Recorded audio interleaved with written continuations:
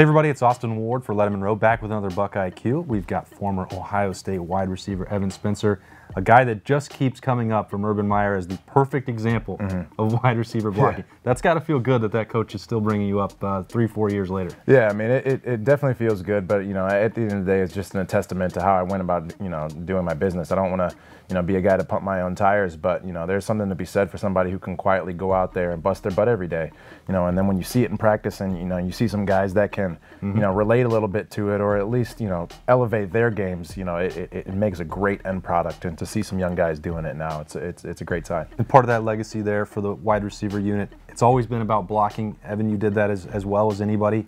The name that comes up time and time again that we're going to talk about today is Terry McLaurin. I know he's not the only one that's doing it, but Terry seems to be above and beyond willing to go do that dirty work. Yeah, absolutely. I mean, everybody in the room, you can definitely tell that it's a concerted effort to pick that up. But, you know, Terry's, you know, he's put it on his shoulders to make sure that he's, you know, making a statement in that realm of the game, right? And, you know, we can see it on Saturdays, but at the end of the day, that starts from practice, that starts from motivation, that starts from leadership. And, you know, we got a group of guys that, you know, love to do all three. Yeah, sometimes those plays get overlooked, those big blocks, but everybody at Ohio State knows exactly how important that is, so we're going to put Terry McLaurin in that spotlight today. So let's roll the tape.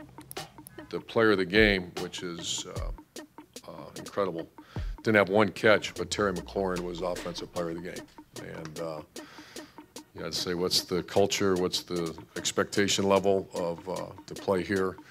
He's the epitome right now. You know, once again, with great reverence, I use the word Evan Spencer around here.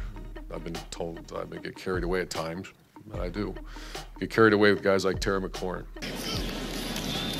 Swing pass to Campbell on third down. Good block from McLaurin. Campbell down the sideline and knocked out inside the 10. All right, Evan, so we'll start here. You've got Terry McLaurin here to the wide side of the field. They're going to look to get Paris Campbell involved. And these plays, these bubble screens, the tunnel screens, all of it, they seem to rely around a wide receiver getting a body on somebody. Yeah, absolutely. I mean, once we go back to the top of it, you'll see, you know, a practice strategy from the receiver group, and that's to be able to affect this guy by putting pressure on him, but more or less block the most dangerous, right? So in this case, you'll obviously see that this safety is responsible for this bubble runner, but we have a count, right? And we know that that safety's buried in here. This linebacker's still in the box, and if we can get one, if not both of these guys blocked up, we got a good play.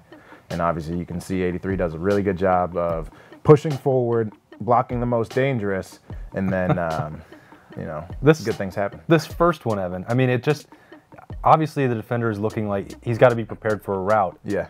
And then you get physical contact. Right. I mean, how hard is this? How many times did you catch a guy like this cleanly to get things moving? And what does that feel like for that cornerback? Well, hey, this is on tape one time now, so I don't know how many more he'll get of this. But no, nevertheless, I mean, you got to think, if you're the DB's perspective, I'm expecting a route first, and I'm reacting to everything else afterwards. So if he presses off with, you know, some speed, some aggressiveness, he naturally is going to think that it's a route. And then if you can go then be aggressive, put some hands on him, and, you know, move somebody, then that's a whole different ball game, and that's what we got to see. And, you know, we're continuing to see a game over game, which is a good sign. Yeah, he gets a 2-for-1 here. He actually one-ups that in the huge game on Saturday night against Penn State. Receiver uncovered. There it is. And they pitch it to Hill. Hill, first down. Still running. Touchdown, Ohio State. A three-bagger here to not only just to get a big block, but this winds up being the game-winning touchdown. Oh, yeah, absolutely. I mean, going back again, I feel like the coaches might be pissed at me for breaking down this too much, but nonetheless, again, from number 2 to the field, we got most dangerous. Somebody's responsible for this guy. We got a good count, and that's why we're throwing it out here. So naturally, most dangerous is going to be him or him, because 5's running with 83. That'll come into play later. But anyways, we got a push off by number 2, running, or, you know, reading 29, right? Okay, so I'm either going to block him or I'm blocking 4. Play continues to progress a little bit.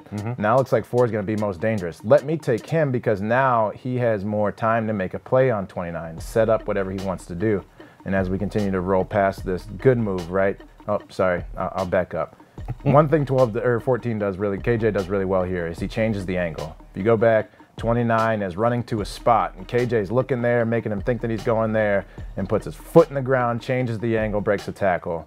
And then Terry's over here doing exactly what we just talked about, being aggressive and finishing his defender, and then we win the ball game. So it might have just been a first down, but this one at the end, and here comes the really good angle. Terry McLaurin turns it into a touchdown, I think. by what he does here Yep. and 2 guys that get washed out in the process. Yeah, I mean, that's finish right there, man. You know, that is just desire to finish. And that's what, at the end of the day, separates us, and it's good, too. You know, KJ, man, geez. You know, go back. I want to see this cut one more time. Perfect angle to see the cut. He sets where he wants the defender to go, changes his angle, and that's why he breaks the tackle. And then it helps to have your buddies helping you out downfield.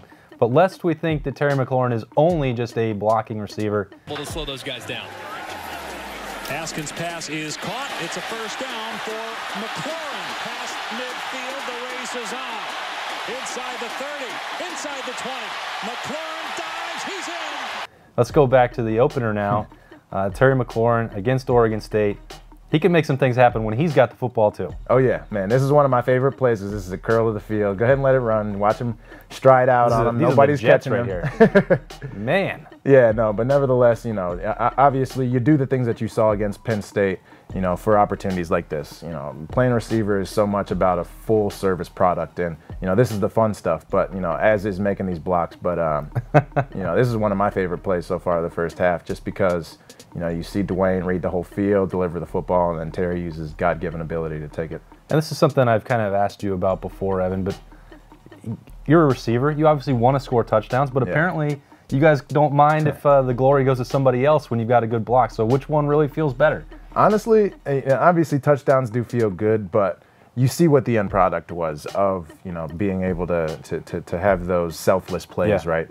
You know, the end product of that is, you know, being able to, you know, put your guys in the best possible chance to win. And when you can prioritize that as being number 1 or number 2 or whatever, you know, now you allow yourself to be able to be more competitive in certain situations. Yes, you'll get your time and your number to get the ball, but you know, nonetheless, if I can humble myself now to better position my brother who's counting on me right now, you know, hopefully it's going to allow us to win a ball game. And we saw that happen last Saturday. It's working. Terry McLaurin was the offensive player of the game for Ohio State against Penn State without even making a catch.